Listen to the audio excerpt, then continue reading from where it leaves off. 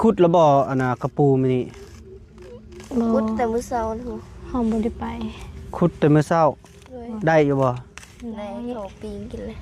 ปิ้งกินเลยสิมีของกินมื้อแรงบ่ล่ะกินซุปหน่อไม้มื้อแลงซุปหน่อไม้หม้อหน่อไม้ซุปหม้อหน่อไม้บ่กินแล้วน้องไม้ซอยบ่หม้อบ่สิเมื่อยบ่เมื่อยดอกสำนี้จิบ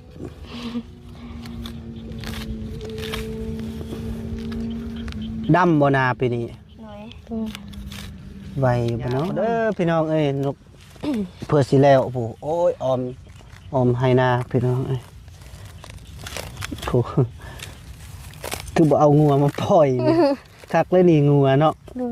โอ้ยอาหารกูแล้ววันนี้ต้องกินข้าวยิ้มใส่กันบ้าไม่เลย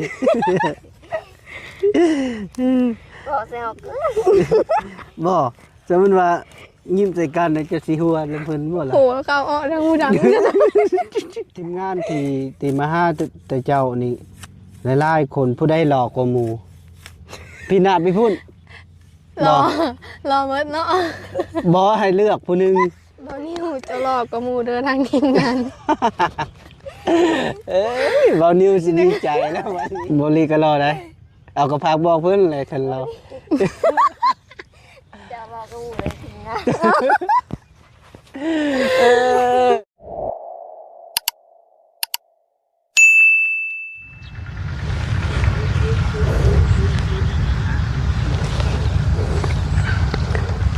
เอาพี่น้องไอ้เนาะพอดีเบาแก้วเปิดคลิปเปิดภาพก็อยู่ที่ทุ่งนาพี่น้องไอ้เนาะกะอยู่ที่ทุ่งนาน้องฟ้าน้องงานี่แหละพี่น้องเอ้ยเนาะพอดีเบาแก้วก็มาตอนนี้กับเวลาก็ประมาณอยู่5 โมงกว่าๆพี่น้องเอ้ยเนาะที่ว่าทางทีมงานเพิ่นเมื่อปะเบาแก้วแล้วพี่น้องเอ้ยเนาะพอดีเบาแก้วมากะบ่ทันเพิ่นพี่น้องเอ้ยเนาะกะพอดีเบาแก้วมาหาน้องๆเพิ่นแหละพี่น้องเอ้ยเนาะกะน้องฟ้ากับน้องงาคือเก่าพี่น้องเอ้ยเนาะแต่ว่ากะ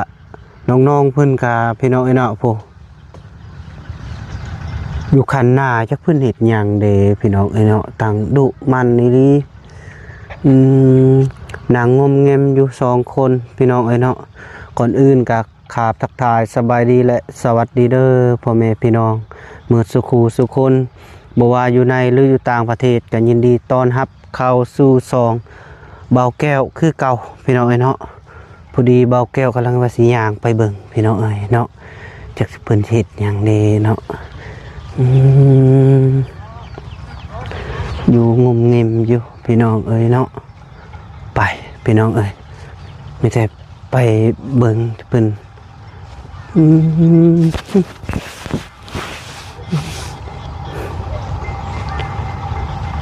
อยู่นี่พี่น้องเอ้ยพอกะเพิ่นบักเกี่ยวเข้าก่อนฮึบ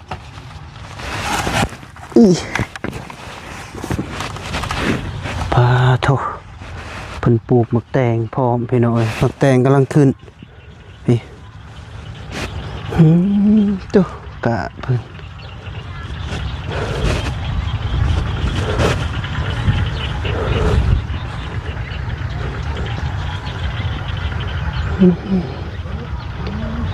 ทางบ้านเฮาพี่น้องไอ้เนาะเพิ่นว่านกาแล้วพี่น้องไอ้เนาะเพิ่นเฮ็ดกาแล้วแต่ว่าทางภาคไทยเฮาเพิ่นว่านกาละบ่เนาะพี่น้องไอ้เนาะถ้าทางใดเฮ็ดกาแล้วก็คอมเมนต์บอกเบาแก้วนี่เด้อพี่น้องเอ้ยเนาะโอ้ตกบรรยากาศยามแรงๆพี่น้องเอ้ย2 พี่น้องนี่ครับโพสำนี้ก็ยังบ่เลิกเนาะยังบ่กลับเมื่อเฮลโลเอ้ยสบายดีเด้อโดยเฮ็ดหยังอันนี้น่ะลูกหญ้าตะกร้าพอโตเจ้าสิเสียเบิดเลยบ่ ฮะ เลย เสียเบิดไปพุ่นเลย เลยแล้วก็ ออมกับยัง ออมเลยเสียจากมื้อเลยนี่ น่าจะเสียเลยแหละ หากระเสียมื้อนี้หากระสิเสียนี้แล้วคำนี่ยังบ่มื้อติ พักเลย จากโมงมื้ออุ้ยๆๆๆๆพูดโทพี่น้องเอ้ยซำนี้ยังบ่เลิกอยู่เอาโหลูกเอาบ่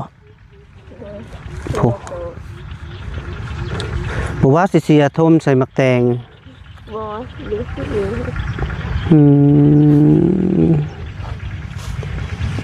ดุพี่น้องเอ้ย2คนนี่นะมาเบิ่งเหยียบก็เด้ออีหยา ยังบ่อยากเข้าบ่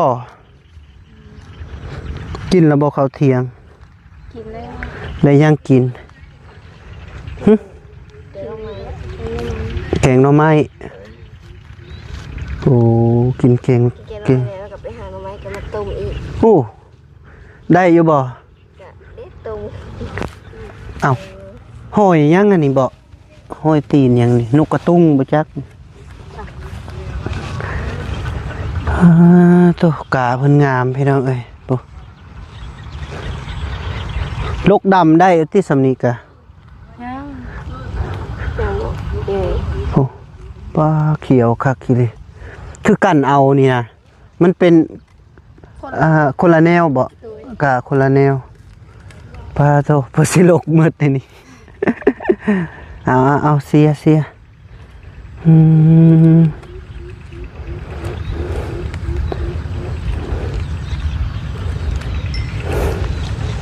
โอ้โตพี่น้องเอ้ยสำนียังบ่เลิกช่วยอ้ายภายในมามื้อนี้ ให้ไล่แล้วก็ไอ้ ไอ้ไล่ไอ้บี้2 คนนึงบ่คนอื่นบ่ได้มาสิพี่น้องเอ้ยเป็นยังบ่เมื่อเถื่อ วันนี้งูไหลฟ้า ฮะ งู งูไล่ เลย ไล่อยู่ใส่ ดับหน้าอยู่หันก็เห็นแล้วก็ไปหันก็เห็นหันก็เห็น อ้าว เห็นเล่นๆเลย เห็นเรียนๆเลย ห่างๆไว้ตั้งเห็นห่างๆไว้ตั้งอยู่ แล้วเลยเจ้าไปขุดไปซูนเพิ่นเนาะ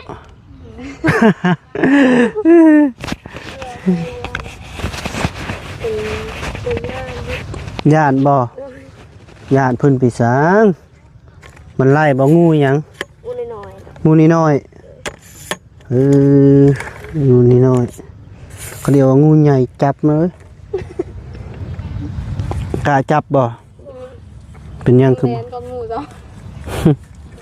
แลนติพี่น้องเอ้ยเนาะเอานี่ละรางวัล เบิ่งอยู่บอกคลิปตัวเอง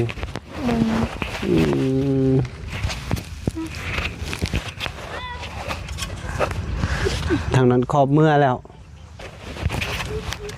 ไป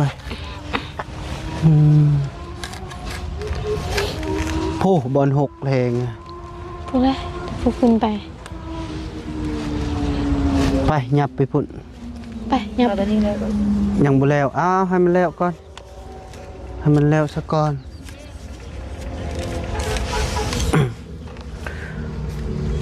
ไปขุดแล้วบ่อันน่ะกระปูมื้อนี้ พุดแต่มื้อเช้าถูก หอมบ่ได้ไป ขุดแต่มื้อเช้า เลย ได้อยู่บ่ ในเขาปีนกินเลย ปิ้งกินเลย เลย สิมีของกินมื้อแรงบ่ล่ะ กินซุปหน่อไม้มาเลย สุดละไม้มอละไม้เป็นสุก เหมาะหน่อไม้บ่ แล้วน้องไม้ เลย เนาะ แล้ว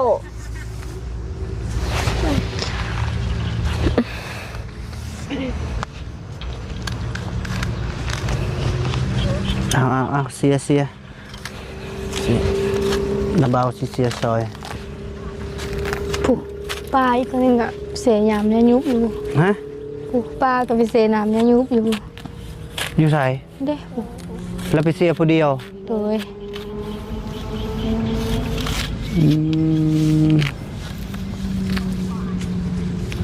เสียน้ำมึงยุบ เลย ใส่แล้วเสียใส่ พูน คือเสีย มันหกขนาด หกคณะหก ยามดำหน้ามันพักตีน มันปัก โดย โอ้ยสำนันซื่อๆให้ไอ้ซอยป่ะ หมอ บ่ จะไม่สิเมย บ่เมื่อยดอกสำนี้จิบ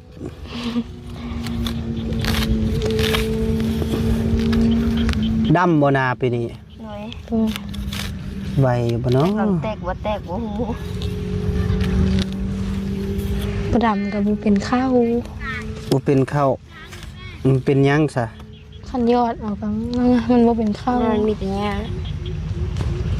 คันยอดแล้วมันเป็นหยังมันเป็นก้อนหิน ดุพี่น้องเอ้ยสบายดีเด้อมาสุขุสุคนพี่น้องเอ้ยเนาะมาพบมาเจอกับน้องๆอีกเดี๋ยวนี้ก็ตัวมักแตงเจ้านี่นะงามเนาะยามได้สิได้กินหมาก บำนาญ มันดำหน้าย ามดำหน้าเนาะขึ้นมาแต่ดำหน้าแล้วก็เอาโคกแล้วได้แบบนี้เนาะตรงตึงเนาะคือนกกระตุง นี่ก็ยังมาจะมาแต่งยำกิน ยามกินเอ้ยคักเนาะโหดแล้วบ่ โอ้ยมีวานนี่ดิ มื้อนี้บ่โหด บ่ เป็นหยังคือบ่โหด วันนี้ใส่ฟุ้ง จีมอยู่บ่นี่ จีมันนี่ ไผใส่ปุ๋ย เอากับปลานี่ โอ้ น้ำฟ้าเผาหมอไหม เบิ่งครับสิลกก่อนเด้อลกได้บ่ เลย มันยังมีโดยแล้วนะนี่ ลูกหญ้าเลย บ่แลสิลก อุตส่าห์ สิลก โดย แตงนี่ไปนี่สิลกนี่ เราก็เดี๋ยวลูกหญ้า มายามไอ้สิลกซอยนี่ไปเอ้ยลกหญ้าก่อนเด้อพี่น้องเอ้ยลก เพื่อสิแล้วผู้โอ้ยออมให้นาพี่น้องเอ้ยผู้คือบ่เอางัวมาปล่อยนี่คักเลยนี่งัวเนาะ โดย โอ้ยอาหารกูแล้วเพิ่นว่ามันมักกินหญ้าแบบนี้ได้งัวมันส้มๆหวานๆมันตุ้ยมานี่ พอดีกินข้าวมื้อเลย มันกินข้าวก็บ่ให้มันกินเอ้ยงัวฮู้แล้วมันบ่กินได้ ฮานไม้น้ำฟ้ามึงอากาศ ฮะ ไว้แบเข้าปะ มื้อนี้ได รับตาโดย มีแบะเซย มีจักมาเดี๋ยว ใช่ว่าเขาว่าบ้านเฮาน่ะบ่ได้เลี้ยงแบะแล้ว ลงน้ำขาม แบลงนะคะมันข้าว โอ้มันมาฮอดพี่ โดย โอ้ย แวะไล่3เด้อก็ยังมา ได้3เทื่อก็ยังมา เออ นี่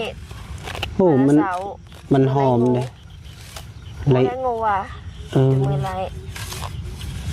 พอดีอากาศขึ้นสำนี้มันกำลังหอมพี่น้องเอ้ยมันก็มากินและแบะไอ้หยังกะบ่ว่าติแบะและบ่แก้วก็สิกินเลย เด้เข้ามา เดี๋ยวเรามา มักแตงนี่แหละมันสิอนามัยจังหน่อยนี่กุดเบิดเลยว่าระบอกกาหยุด ยัง ยัง ยัง เลย เดือนใดละสิบาทเดือนหน้านี้ ยัง หรือว่าสิเอากาที่นี่ไปดำเพิ่นบ่ บ่พ่อ บ่พอ เลย เอ้าแสดงว่าหน้านี่ไล่ให้เติบเด้เนาะแต่ละปีพ่อบอกกาสำนี้นะ เลย เลิกกันเลย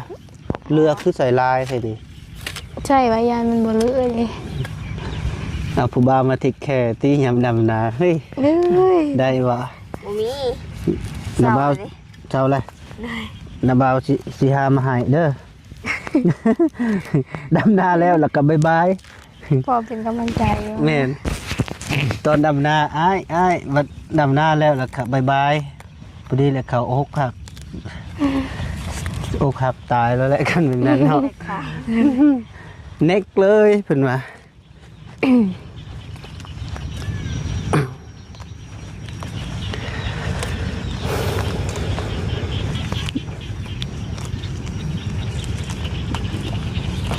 เหยียบแล้วมันสิขึ้นบ่เอ้ย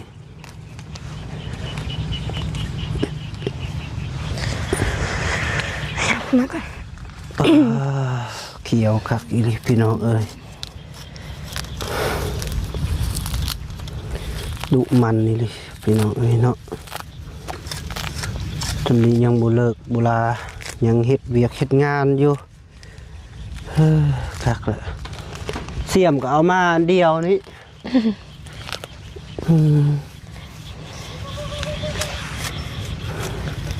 เป็นย่างทางนี้มันคือสิบ่งามบ่มีกะเลยกลาง จัก มันเป็นหยัง มันบ่ขึ้น ยังไม่ใส่แล้วก็ฝุ่นยังไม่ใส่ บ่แม่นน้องงาลกทิ่มล่ะบ่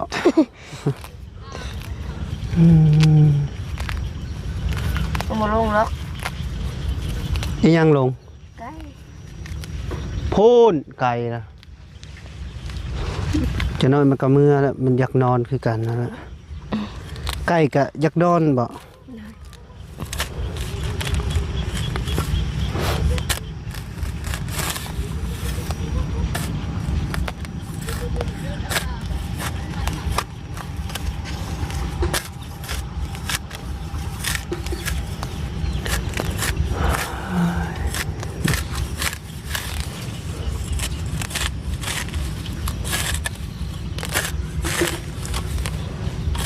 คือเอาหลักมาปักเป็นอย่างไม้บ่ ลายเว้น ยันหลงตะกาเลย ต้องมีหลักไม้ ยันมันปนกัน อย่ามันปน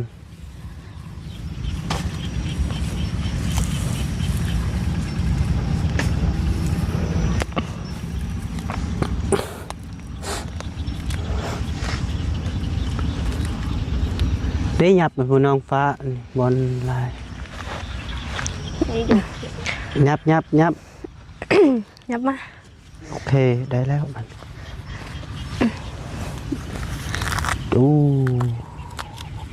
คักละพี่น้องเอ๋ยพี่น้องเอ๋ย คืนนึกว่าฝนอยู่ตกแห้งไหม อยู่โรงเรียนแห้งได้เสาร์นี่นะไปพอดีอยู่โรงเรียนเซโนตกบางแห่งหนึ่ง เมื่อเช้านี่ฝนตกบ่ โอ้อยู่นี่ฝนบ่ตกเนาะบ้านเฮาเนาะอยู่ฝนตกเลยรีใส่ผักกะอันน่ะซื้อพะยาง ไปขาเอื้อยเจ้าไปสิงเด้ อืม แล้วก็ไปกับล้านเจ้าอีกคืนนี้ว่าสิลงไปหาอยู่เจ้าผัดเพิ่นสอเด้บ่ได้ลงซ้ำเฮ้ยเนาะ ฝรั่งแห้งเกินนี่ แม่นล่ะ จนญาติอาบน้ำจนแลนกันเถินบางทีอาบน้ำจนบ่ฮุกสบู่ซ้ำ โอ้มือแต่งบ่ย่านดอกสัญญานี่นะโอ้น่ะเนาะ นี่เป็นในคนกลับไปหาแฟนเก่า เฮ้ย เป็นในคนกลับไปหาแฟนเก่า ไป ว่าเป็นในคนกลับไปหากันเก่ากินยา ว่า เลย ก็ไปหาแฟนเก่าอย่าอยู่ เป็นคนกินยาหลายดี โอ้โหได้อย่าไล่ไปนี่อยากกลับไปหาแฟนเก่า ๆว่าฝากคุณ ฝาก ฝากให้คนที่กลับไปหาแฟนเก่า โอ้ หยอกสิเลย หยอกอะไร หยอกสิ มีแฟนเก่าบ่เจ้ากะฮะ ไป จุเจ้าแล้ว มี มีแฟนใหม่ดิ บ่มี ยาอะไร ยาไวเลยนี่ยังคือยา โอ้ย ตามอารมณ์ว่างั้น ตามอารมณ์ คืออยากมีแล้วก็มีอยู่นั้น คิดยังมีเหรอมีคิดอยากเลิกก็เลิกมันเขาให้ไปบอกแม่ก็แล้วว่า ฮะไพ่หาย ผู้บ่าวเราเลย ไม่ได้ คนมาเดียวอ่ะ คนเดินตรงเห็น ให้เราไปบอกแม่ อะไรบ่ฮู้เลย จากไม่เป็นไห้หรือว่า หายเลย ไม่น่าจะบอกให้ โพดโทไปเฮ็ดลูกเขาอกหักอืม เฮ้ยตาย ตายแบบนี้นะกะยาเลยเนาะ เจ็บมือเดียวนึงเนาะ เจ็บมือเดียวเนาะบ่คือเจ็บตัวกกไม้ได้ แขนแล้วตกกงไหม แค่น คือบ่เขา ซื้อขาดที่นี่เลย ไป น้องเอาเลย เป็นไง เราแขนอันนี้ดิเสื้อมันขาด มื้อใด ต้องกีนี่เด้ตอนชอบไปยืนเบิ่งอันนี้ เสื้อขาดและตุ๊ก อ้าวคือแขนโอ้ครับ ลิ้น แข แขน นลิ้ ลิ้ น น โอ้อย่าไปเฮ็ดได้เลย เขาก็เกลียดเลยสอง ขาดปุ๊บหรือมือวะแนมไปเห็นกล่องก็ปุ๊บอยู่ เจ็บบ่เพิ่น บดเจ็บมันบริ โอ้ สุท เฮ็ด ธิ์ ตลกซื่อ มันรุดอ่ะติ ๆบ่ตลกซื่อๆบ่ เลยถ้ากันโหเฉยผู้ใดก็ เออบ่เป็นหยังกันว่าโอ้เฮ็ดแท้อย่าไปเฮ็ดเด้อเฮ้ยบ่เห็นแน เสียว พญาติกินก็พอแห้งแล้วยังสิไปเฮ็ดแบบนั้นอีกเนาะ บ่ เนาะเนาะเนาะเอ้ย ถ้าเราไปเขียนวันที่3กับโอ้ยกับเจ็บ โดยเอ้ยตื่นเด้คิดว่าจะสิสอน จนดีเนาะเขา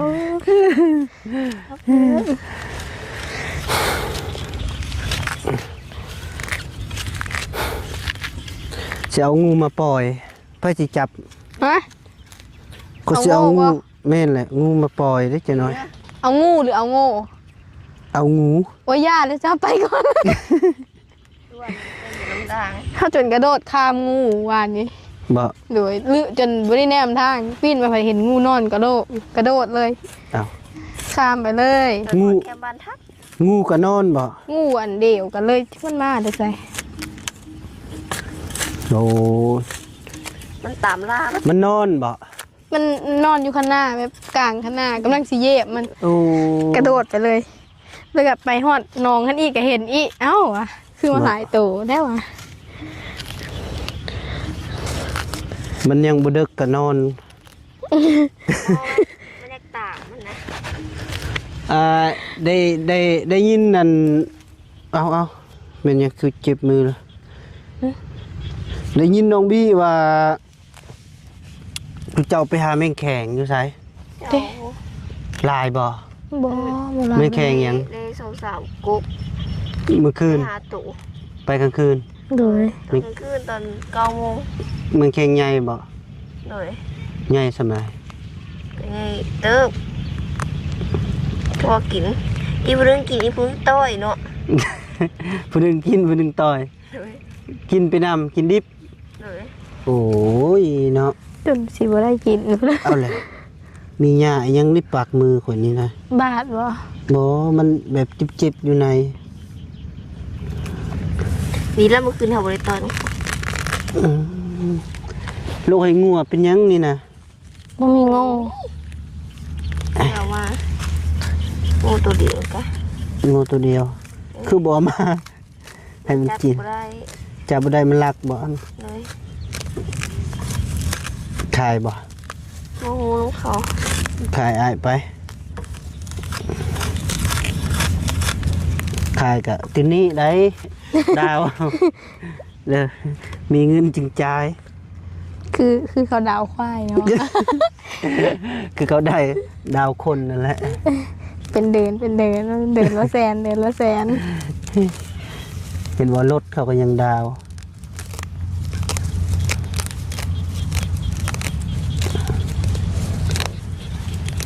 นี่ฝนบ่ตกแล้ว บอกน้ำเบาสิถามทุกเจ้านะอยากได้ผู้บ่าวอายุสำใด ก็สำเร็จก็ได้ สำใดก็ได้ เลย โดย คะแนนบ่ฮอดซะ ในบ่ฮอดสาว เลย อ้าว จำได้ก็ได้เบิด เอา คะแนน จ้ะ คะแนนเลี้ยงกุ้ม เรียนกลุ่มบ่เอาฮอดอายุ20 ปีนะบ่เอา เลย อ้าว ใหญ่ก็เฮาอีก โอ้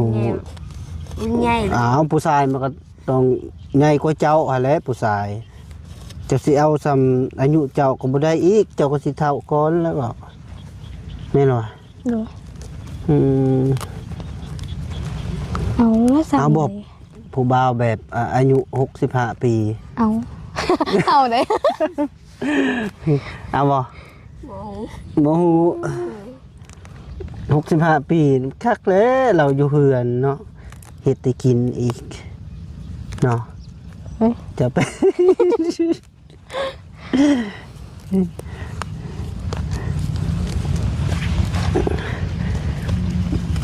มอดสาวแล้วจักปีซะ11 ปี 16 17 18นี่นะ 18บ่มีบ่ผู้บ่าวอยู่บ้านนี่ นี่กะ รุ่นเดียวกันนี่วะ หมู่กันเอาละหมู่กันหมด หมู่เนาะเป็นหมู่กันเนาะเป็นหมู่กันนี่เอาบ่ได้บ่ บ่ โอ้ยสุดลายหมู่กันนี่แหละเอากันหยอกกันเนาะเฮียนนำกัน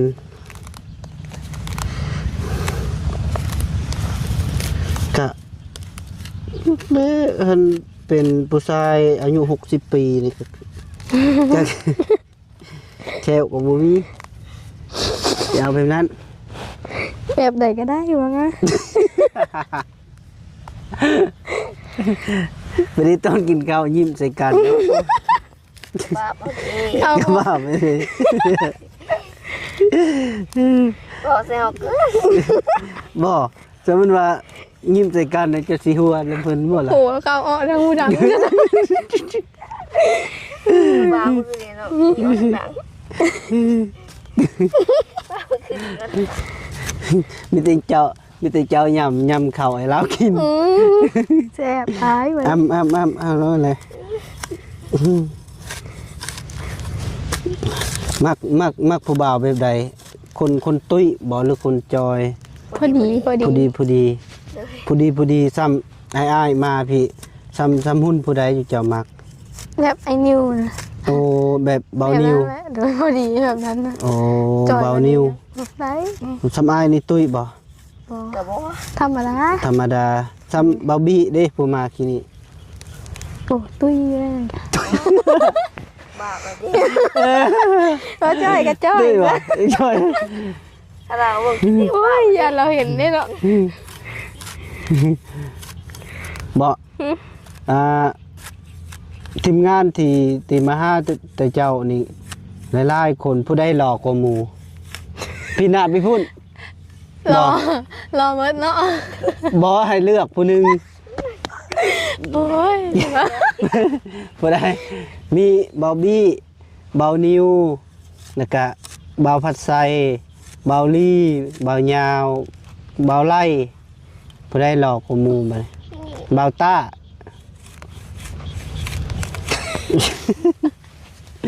โอ้ยง่าย มันน่าสิ โอ้ยสุดยอดดิ ให้เลือกผู้หนึงอ่ะ โอ้ยเด็กบ่ได้เลย เลือกผู้ใดเสร็จบัดนี้จักผู้ใดเป็น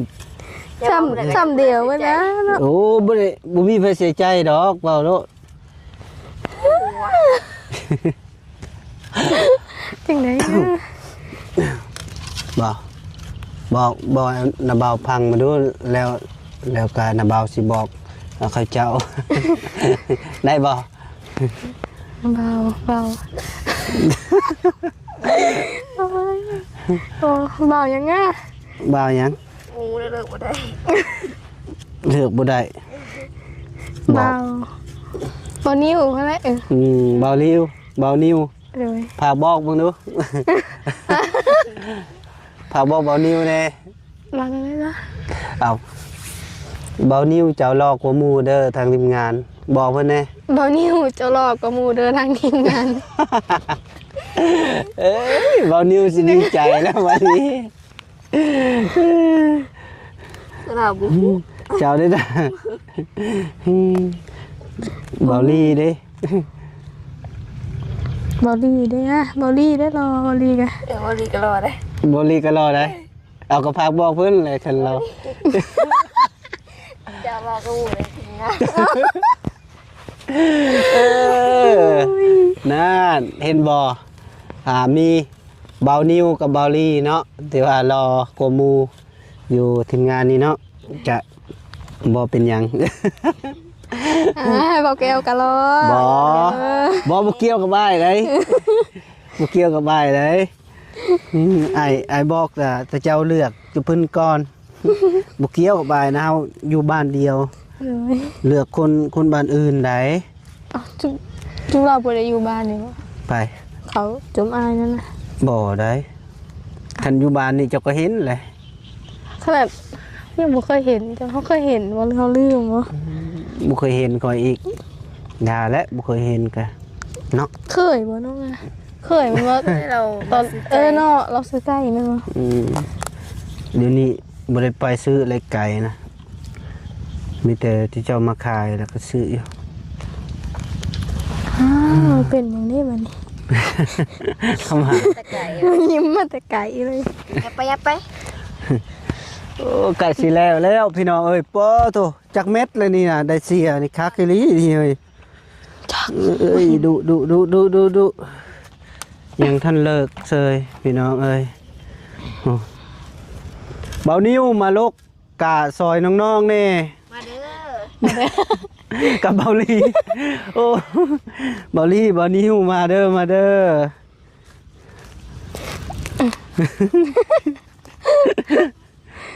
ตา บ่แม่นได้ลกกะแต่ลกหญ้าเนาะ โดย โอ้ยเว้าแล้วลกกะ ได้ป่านะทาง อืม ป่า ฮะ ทางอยู่ ฮะ ป่าทางอยู่ได้ป่าทาง ผ้า ป่า ป้าใส่ เดทาง อยู่ทาง ทาง ถางป้า ทางป้า โดย อืมเดี๋ยวทางป้าปะเขาเดียวว่าปลาอยู่ในทางเนาะ เราบ่เข้าใจนี่ไง งง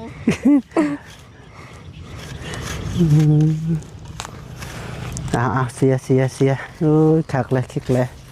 เสียดายเนาะเบานิ้วเบาลีบ่มานี่นะเอ้ย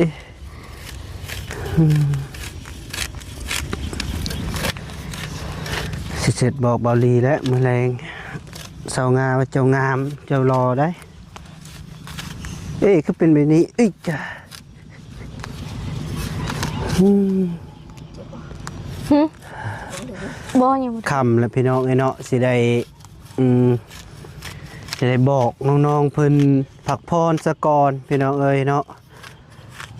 ทางคลิปนี้เบาแก้วก็สิได้อำลาคนเด้อพี่น้องเด้อใส่น้องเพิ่นพักพรเพราะว่าตอนนี้ก็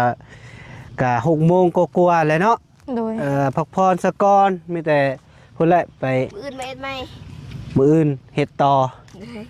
ไปกะเกียมเมื่อบานเมื่อซองแหละพี่น้องเอ้ยเนาะเมื่อกะย่างน้องๆเพิ่นกะย่างเมื่อประมาณ2 ลักพู้นแหละมันนะ2 ลักพุ่นแหละพี่น้องเอ้ยเนาะ เหยียบรถ อุ้ยจ้ะเด้มีอยู่บนเหยียบเอาไปพักผ่อนบัดนี้ยังดุอยู่บ่ กำลังมันพอดีฮะ โอ้ย หนูกำลังมันอยู่เอา ถ้ามีตู้นี่ให้สิขับกันดิ เอาพี่น้องไอ้เนาะคลิปนี้กับเบาแก้วอำลาคนเด้อขออยู่ดีมีแห้งสุขภาพเจ็บอย่าจนอย่าขาดแดดสนส่งบ้านลำรวยมาสุขสุขคนโดยบาย